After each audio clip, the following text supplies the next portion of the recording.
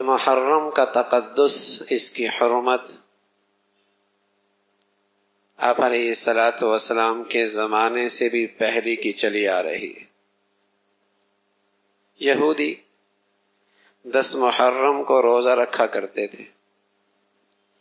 آپ علیہ الصلاۃ والسلام مدینہ تشریف لائے، پتہ چلا کہ یہودی اس دن اس لیے روزہ رکھتے ہیں کہ ان کا نظریہ اور عقیدہ یہ ہے کہ موسیٰ علیہ الصلاۃ والسلام کو فرعون سے اس دن نجات ملی تھی،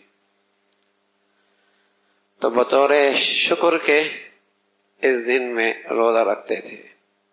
تو پیارے رسول صلی اللہ علیہ وسلم نے فرمایا، حضرت موسیٰ علیہ الصلاۃ والسلام سے محبت کا تعلق ہمیں ان سے زیادہ ہے، ہم بھی روزہ رکھیں گے، لیکن جہاں یہودی رکھ رہے ہمارا روزہ ان سے قدرے مختلف ہوگا، ہم 9 اور 10 کو رکھیں گے یا 10 اور 11 کو، تاکہ عبادت میں بھی ان سے فرق ہو جائے۔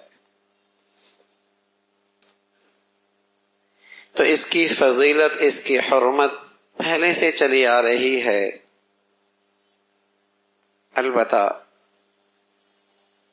آپ علیہ الصلاۃ والسلام نے اس مہینے کے بارے میں 2 ہدایات دی ہیں۔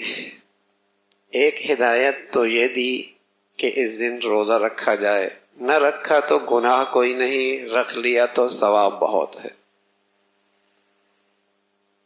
نہ رکھا تو گناہ کوئی نہیں، رکھ لیا تو ثواب بہت ہے۔ ترغیب یہ ملی کہ 9-10 رکھ لو یا 10-11 رکھ لو۔ اور دوسری ایک حدیث ملتی ہے جس میں آپ علیہ الصلاۃ والسلام نے فرمایا 10 کو اپنے گھر والوں پہ کھانے کی وسعت رکھو۔ یہ 2 ارشادات اس مہینے کے متعلق ملتے ہیں۔